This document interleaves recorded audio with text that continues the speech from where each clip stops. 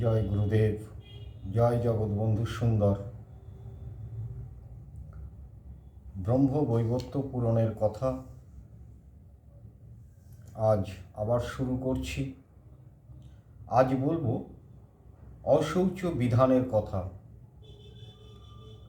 মানে কেউ মারা গেলে বলি না আমরা অশৌচ, কতদিন থাকে, কারা কারা অশৌচ অবস্থায় পড়ে, অশৌচ কাকে বলে, সেই সমস্ত বিধানগুলো এখানে দেওয়া আছে পুরাণে। সেই পুরাণ থেকেই আমি পাঠ করে শোনাচ্ছি। দেহে শৌচাশৌচ অবগত হয়ে বৈদিক বিধান মতো কার্য করা উচিত। অশৌচ ব্যক্তির সঙ্গ করলেই অশৌচ হয়। এখনকার দিনে কেউ কারো কিছু মানে না, ও কিছু হবে না। মানে আপনি যাকে ভালো বুদ্ধি দিচ্ছেন, আপনি কিন্তু ভুল করছেন। আপনি ভাবছেন যে আমি ওকে ভালো কথা বলি, ও বিরত থাকে এই অন্যায় কাজ থেকে, কিন্তু আমি বলবো আপনি কিন্তু আর একটু ভুল করছেন। সময়, কাল, পাত্র দেখে তবে ভালো কথা প্রয়োগ করতে হয়, না হলে নিজেকে অপমানিত হতে হয়। কারণ সবাই কিন্তু আপনার ওই সুন্দর কথা মেনে নেবে না। তাহলে এই সুন্দর কথা বলার জন্য সময় দরকার, উপযুক্ত স্থান দরকার, উপযুক্ত মানে যাকে দান করবেন পাত্র দরকার, ব্যক্তি দরকার। তবে কি বলছে অশৌচ ব্যক্তির সঙ্গে যদি কেউ থাকে বা স্পর্শ করে, তাহলে সেও অশৌচ হয়। সঙ্গ ত্যাগে শুদ্ধ। কি বলছি? সঙ্গ ত্যাগে অশুদ্ধ। তাহলে আপনি প্রশ্ন করবেন, তাহলে তো নিঃসঙ্গ হয়ে যেত, একা একা ঘুরে বেড়াতো না।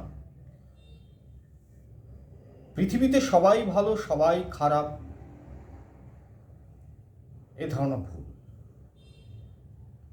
আপনি বাজারে গেছেন, তো বাজারে একজন মাত্র আলু নিয়ে বসেনি, পটল নিয়ে বসেনি, এরকম অনেক মানুষ পটল, আলু, ঝিঙে, মূলো, বিভিন্ন রকম সবজি নিয়ে বসেছেন। প্রথমে আপনি যখন ঘুরছেন তখন ভালো কোনটা আপনি দেখছেন চোখে, তারপরে দ্বিতীয়টা খুঁজছেন কোথায় একটু কম পাওয়া যায়। আপনার আলুর প্রয়োজন, আপনি আলু নিয়েছেন।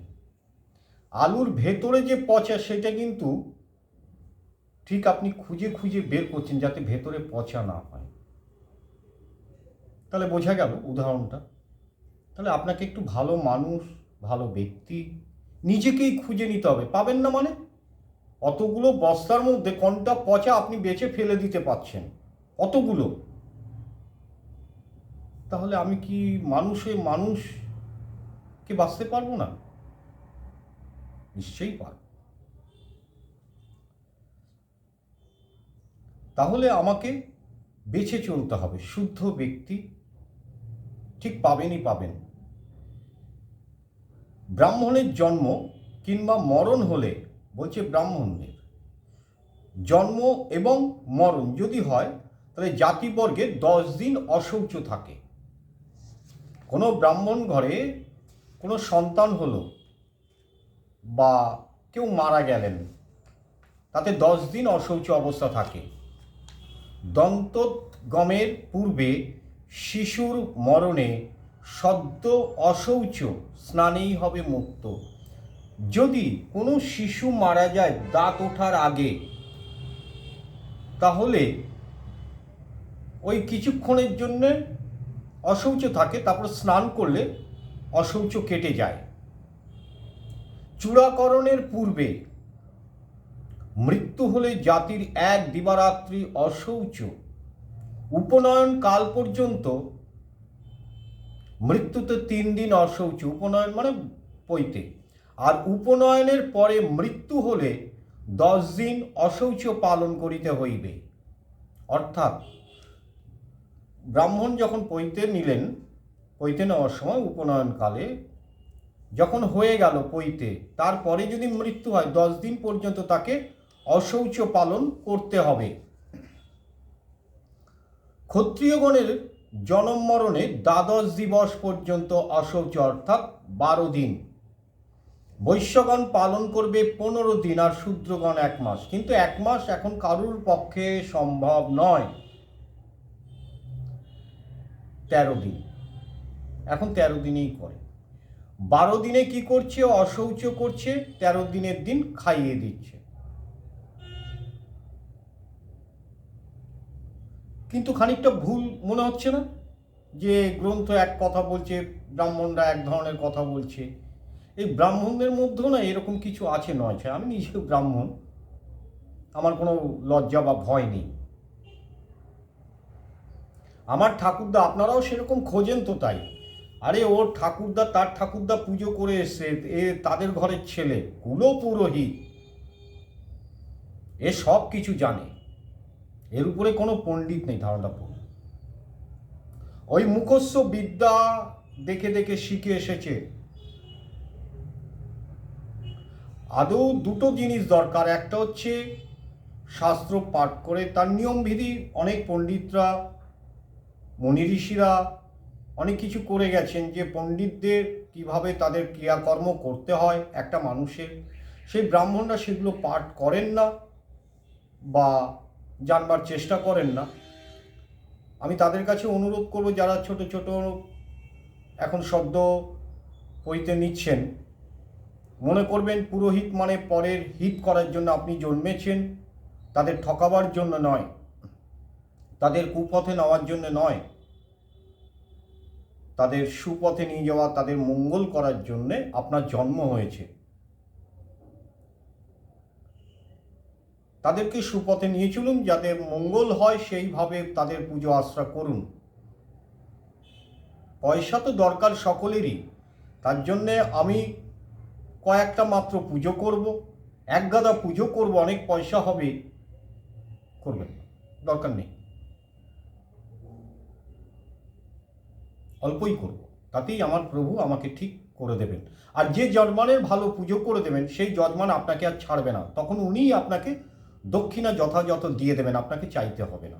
এটাই আমার বিশেষ অনুরোধ আপনাদের কাছে।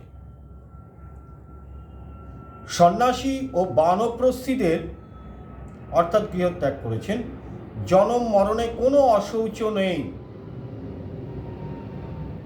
যারা গৃহত্যাগ করে সন্ন্যাসী হয়েছেন তারা। আর গর্ভস্রাবে মাসি সমসংখ্যক দিনে জাতিবর্গের অশৌচ নিবৃত্তি হবে। এই গেল অশৌচের কথা। আরও আছে, কিয়দ অংশ আলোচনা করলাম মাত্র। এরপর হচ্ছে দান ফল। দান করলে কি কি ফল লাভ করা যায়।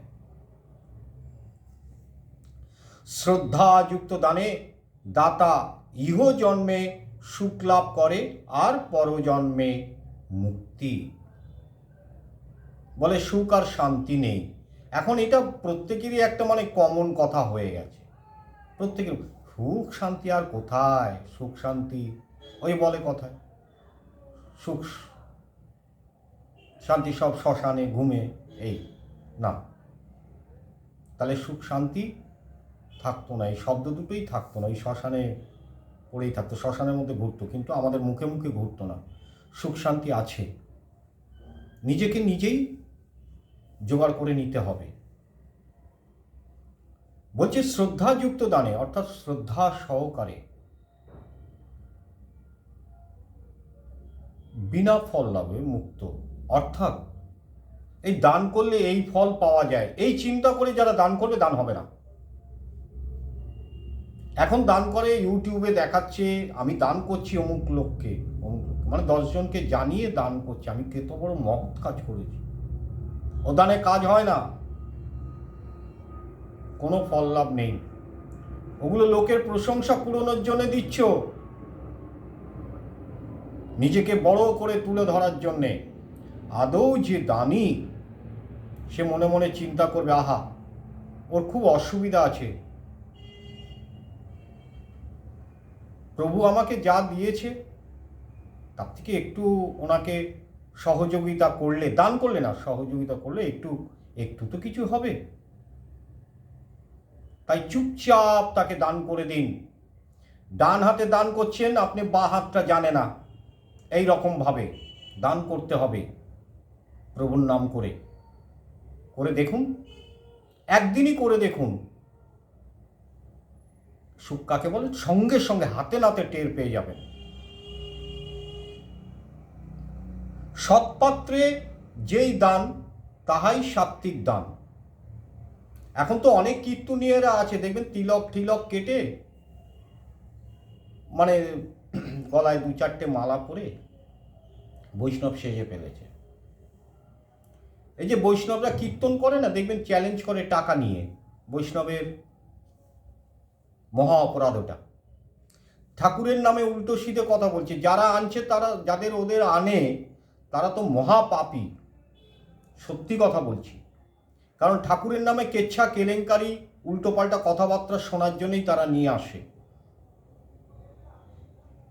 এই কলিযুগ শুরু হয়ে গেছে, সবাই বলছে না কলিযুগ পড়ে গেছে, না, কলিযুগ সবে আমার এই ভূমি, মাতৃভূমি সবে স্পর্শ করবে, মাত্র কয়েকটি উপরে তার পাটা রয়েছে, এখনো ধর্মকে মানছে।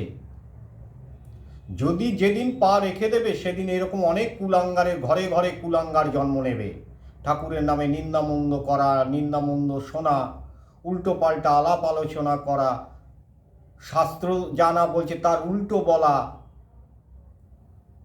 এইগুলো সেই দিনই সর্বনাশ হবে, টের পেয়ে যাবেন, প্রত্যেকেই টের পাবে। এক হাত দিয়ে নমস্কার করা, বাজার থেকে ফুল এনে গঙ্গা জল দিলাম না, চন্দন দিলাম না, ধরে দিয়ে দিলাম লোক যাতে দেখে, আর চলবে না, ওগুলো উচিত নয়। দান যখন করতে হবে, নিজেকে বিচার করে নিন যে সত্যি দান নেওয়ার যোগ্যতা আছে কি না।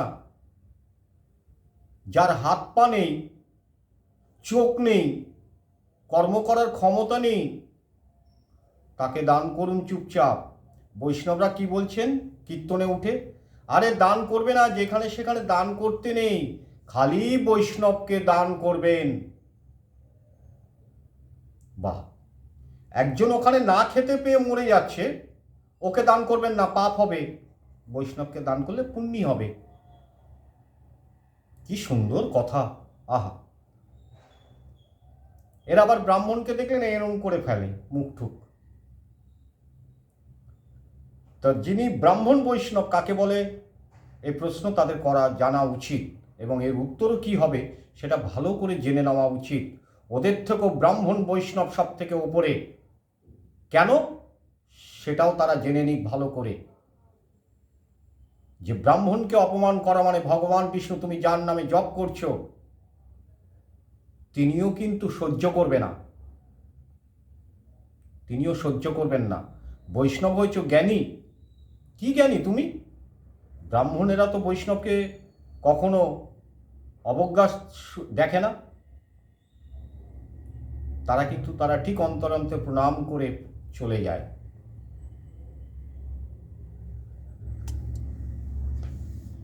বলছে নিত্য, নৈমিত্তিক, কাম্য আর বিমল, এই 4 প্রকার সাত্ত্বিক দান। কোন উপকার কিংবা ফল, কোনো উপকার বা ফলে আশা না করে ব্রাহ্মণকে যা কিছু দান করা হয় তা নিত্য দান।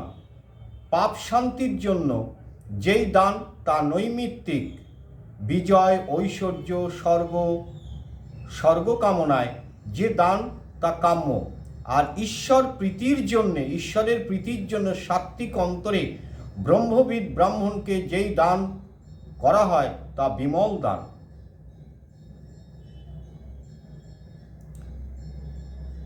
এই কথাগুলোর অর্থ বুঝতে হবে। যে সে ব্রাহ্মণকে দান নয়,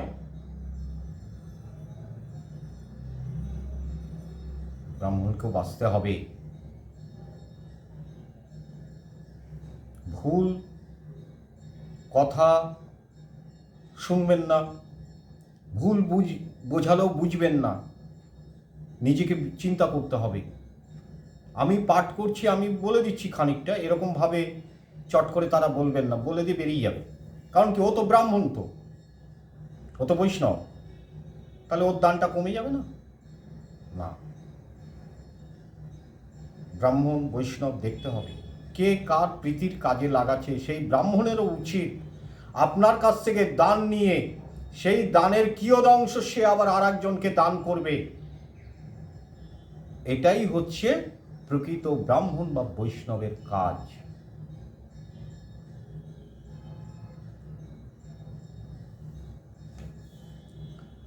আর ইক্ষু গোধূমাদি ভূমি দানে পুনর্জন্ম নিবারিত হয়। সকল দানের মধ্যে ভূমিদানই শ্রেষ্ঠ। এখন ভূমি কোথায় দান করবে কি, আর কত কাটা জমি রয়েছে যে দান করবে, তার একটা আনুমানিক, অনেকে অনেক কিছু কাজ করেন, 1 টাকা দিয়ে ওটা দান করা হয়। এইরকম সকল দানের মধ্যে ভূমিদানই শ্রেষ্ঠ। বিপ্রে বিদ্যমান বিদ্যা দান করলে ব্রহ্মলোকে গতি হয়। অর্থাৎ ব্রাহ্মণকে, সঠিক ব্রাহ্মণকে বিদ্যাদান, অর্থাৎ কোনো শাস্ত্র গ্রন্থ, কোনো গ্রন্থ, ধর্মগ্রন্থ আপনি দান করবেন। তার সঙ্গে আরও কিছু আনুষাঙ্গিক আছে, একটা পৈতে, একটা গলার ওড়না, আর যথাসম্ভব দক্ষিণা তাকে প্রদান করতে হবে। অর্থাৎ ব্রাহ্মণকে বিপ্রবণ, এগুলো জানতে হয় পুরোটা, তাহলে অবশ্যই ফল লাভ হয়। কে বলেছে ফল লাভ হয় না? হয়। নিয়ম নিষ্ঠাভাবে একটুখানি করলেই তার ফল আছে। বলছে বৈশাখ মাসের পূর্ণিমা তিথিতে, মনে রাখবেন, বৈশাখ মাসের পূর্ণিমা তিথিতে উপবাসী থেকে শ্রদ্ধায় 5 জন অর্থাৎ 5 জন কিংবা 7 জন বিপ্রকে অর্চনা আদি করে মধু ও তিলপিষ্টক ভোজন করালে সর্বপাপে মুক্ত হয়। ঘৃতান্ন অর্থাৎ ঘি ভাত ও জল ধর্মের উদ্দেশ্যে ব্রাহ্মণকে প্রদান করলে সর্বভয় থেকে মুক্তি পায়। কোন দিনে? পূর্ণিমার দিনে, বৈশাখ মাসের পূর্ণিমার দিনে। কি করবেন? ঘৃতান্ন তো এখন আর তো রান্না করতে হবে, গোবিন্দভোগ চাল, তার সঙ্গে ঘি, তার সঙ্গে একটু নুন, ব্যাস, আর 1টা কি 2টো আলু প্যাকেটে করে, আর 1 বোতল ছোট জল 10 টাকাতেও পাওয়া যায়। কার উদ্দেশ্যে বিপ্রকে দান করছেন? ব্রাহ্মণকে ধর্মের উদ্দেশ্যে, তাকে ধর্ম জ্ঞান করে, ধর্মরাজ জ্ঞান করে দান করলেন। বিপ্র ব্রাহ্মণ বলে মনে করে নয়, ব্রাহ্মণকে দিচ্ছেন, কিন্তু ব্রাহ্মণ না, ধর্মরাজকে দিচ্ছেন। প্রদান করুন, সর্বভয় থেকে মুক্তি পাবেন। একাদশীতে উপবাসে থেকে দ্বাদশীতে শ্রী গোবিন্দের অর্চনা করলে সর্বপাপ থেকে মানুষ মুক্তি লাভ করে। মনের মধ্যেই পাপ থাকে, তাই না? এই মনটা বড় চঞ্চল, তাই আমরা সুখ ভোগ লাভ করতে হবে। মনটা যখন স্থির থাকবে, সুখ শান্তি বিরাজিত হবে। অর্থাৎ একাদশীতে অনেক কাজকর্ম করতে হয়, অনেকে পারেন না, উপবাস থেকে সম্ভবও হয় না। যদি কেউ করে থাকে সে সৌভাগ্যবান। ওই দিন আপনি নিরামিষ তো খাবেন, তার সঙ্গে কোনো ডাল খাবেন না, ভাত তো খাবেনই না, রুটি খান, শুকনো আটার রুটি, একটু আলু ভাজা বা যা কিছু দিয়ে, যদি একান্ত না হয়, না পারে, অভ্যেস হয়ে যাবে, খেয়ে নিন একাদশীর দিন। তারপরের দিন দ্বাদশী পড়ছে, ওই দিন যদি সম্ভবপর না হয় রন্ধন করার, তাহলে শ্রী গোবিন্দর সামনে দুটো অন্ন ভিজিয়ে রাখবেন, গোবিন্দভোগ চাল ভিজিয়ে রেখে একটু পরে নরম হয়ে যাবে, ওর মধ্যে প্রভুর সামনে রাখুন, একটু কলা দিয়ে দিন, পাকা কলা, একটু ঘি দিয়ে দিন, আর একটা বাতাসা তুলসী পত্র ওর উপরে রেখে জল দিন, প্রভুকে ভজন করুন, ব্যাস সিদ্ধ হয়ে যাবে। মানব অর্থাৎ মানুষ যেই দেবতার পূজা করার ইচ্ছা করে ব্রাহ্মণকে অর্চন করে তাকে ভোজন দান করলে সেই দেবতা তার প্রতি রুষ্ট হয়, তুষ্ট হন। অর্থাৎ আপনি যে কোনো দেবতারই পুজো করুন না কেন, যে কোনো দেবীরই মায়ের পুজো করুন না কেন, কি বলছে, পুজো করার ইচ্ছা হলে ব্রাহ্মণকে সেই দেবতা মনে করে কিছু দান করে দিন বা বাড়িতে একটু খাইয়ে দিন, সেই দিনটা কাজ হয়ে যাবে। সন্তান লাভের ইচ্ছায় ইন্দ্রের পুজো করা উচিত। ধনের আশায় অগ্নির পুজো করবে। দিবাকরে পুজিবে আরোগ্য কামনায়। অর্থাৎ সন্তান লাভের যদি ইচ্ছা থাকে তাহলে তুমি ইন্দ্রের পুজো করো, আর যদি ধন সম্পত্তির আশা করে কোনো পুজো করো অগ্নির পুজো করবে। আর নীরব অর্থাৎ শরীরে কোনো রোগ ব্যাধি থাকবে না, এরকম যদি ভাবনা চিন্তা করে পুজো করো তবে তুমি সূর্য পুজো করো। চন্দ্রের পূজা করবে ভোগ অভিলাষে। আমি সব ভোগ করব, এরকম জিনিস ভোগ করব, তাহলে চন্দ্রের পুজো করো। আর গণেশের পুজো করবে কর্মসিদ্ধির আশায়। সমস্ত কাজ যাতে সিদ্ধ লাভ হয়, আমার এই কাজ সিদ্ধ লাভ হয়, গণেশের পুজো করো।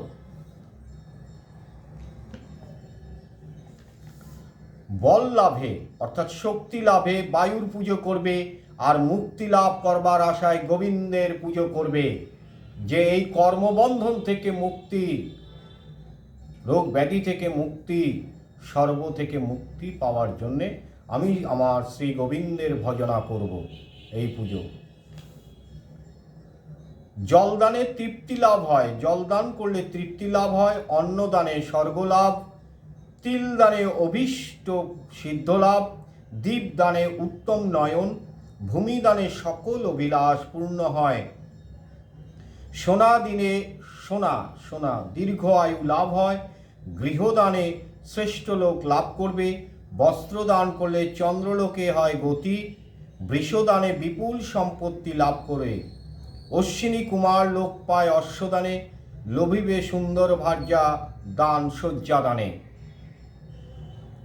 অভয় দানে ঐশ্বর্য লাভ। ধান্য দানে নিত্য সুখ।